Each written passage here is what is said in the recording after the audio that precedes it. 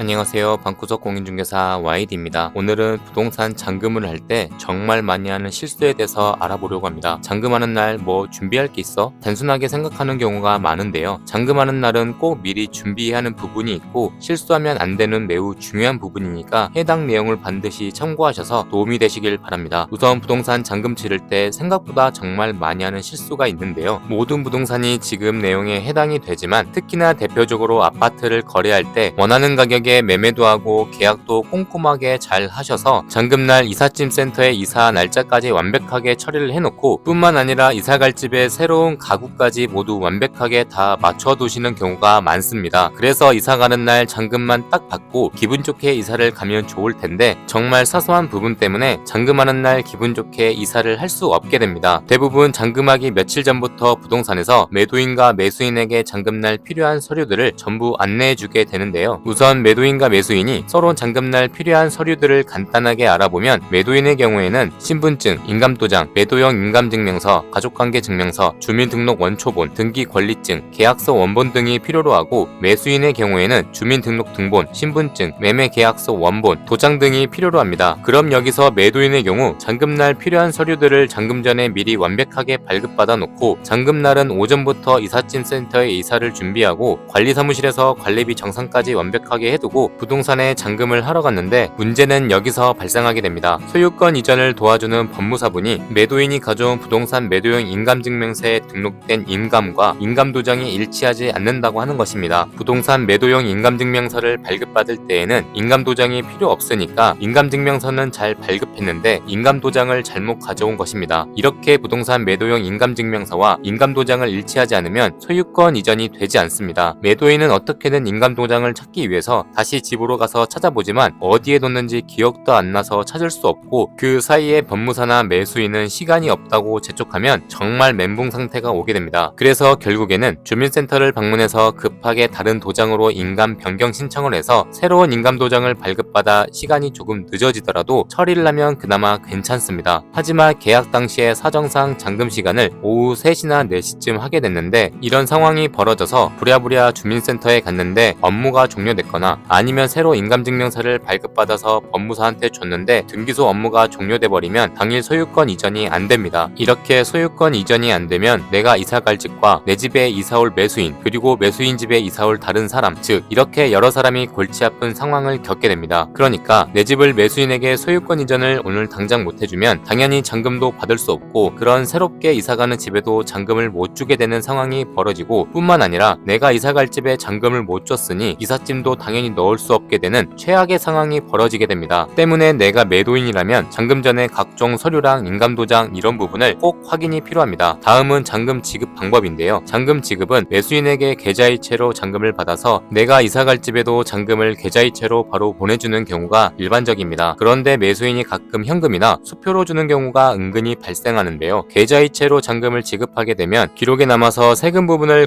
걱정하셔서인지 무작정 현금이나 수표로 주시는 경우가 있습니다. 그런데 타행 수표를 받게 되면 당일 지급 처리가 안 돼서 내가 이사갈 집에 잔금을 못 주게 되는 여러 가지 문제가 발생할 수 있습니다. 그래서 잔금을 지급할 때에는 되도록이면 계좌이체로 지급하시는 걸 적극 추천드립니다. 하지만 앞서 설명드렸던 내용보다 잔금 시에 가장 많이 하는 실수가 바로 계좌이체 한도입니다. 이 부분은 매매 잔금뿐만 아니라 임대차 계약 잔금할 때에도 해당이 됩니다. 부동산 매매 잔금의 경우에는 일반적으로 등기소나 은행 업무일인 평일에 진행을 하게 되고 임대차 계약의 잔금은 주말에도 진행이 가능한데요. 잔금을 주기 위해 통장에 돈은 있고 이사갈 집에 잔금을 주려고 폰뱅킹이나 인터넷 뱅킹으로 이체를 하려고 하는데 이체 한도에 걸려서 잔금을 못 주게 되는 상황이 발생하고는 합니다. 또한 사정상 잔금 시간을 오후 4시쯤 한다고 하면 은행에 가서 한도를 올려서 이체를 해줘야 하는데 은행 업무 시간이 마감돼서 잔금을 못 주게 되면 아까 말씀드린 대로 여러 사람이 아주 골치 아픈 상황이 생기게 됩니다. 그래서 잔금 전에 꼭 반드시 계좌이체 한도를 체크하셔서 이체 한도가 걸리겠다 싶으시면 미리 한도를 올려서 잔금날에 원만하게 진행될 수 있도록 하는 것이 가장 좋습니다. 그리고 추가로 집문서라고 하는 등기 권리증을 분실한 경우에는 어떻게 해야 하는지 걱정하시는 분들이 생각보다 많은데요. 등기 권리증은 당연히 꼭 보관해야 하는 문서이지만 잃어버렸어도 괜찮습니다. 잔금하실 때 소유자 본인이 신분증을 가지고 직접 참석하셔서 법무사에게 몇만 원 정도의 비용을 지불하고 확인서면지를 작성하시면 잔금하실 때 등기 권리증이 없더라도 진행이 가능한 부분이니까 크게 걱정 걱정하지 않으셔도 됩니다. 오늘은 잔금할 때 정말 많이 하는 실수에 대해서 알아봤는데요. 해당 내용을 꼭 한 번쯤 체크하셔서 잔금 때 원만하게 진행하셨으면 좋겠습니다. 오늘 영상도 조금이나마 유익하셨다면 구독과 좋아요 부탁드립니다. 제작에 큰 힘이 됩니다.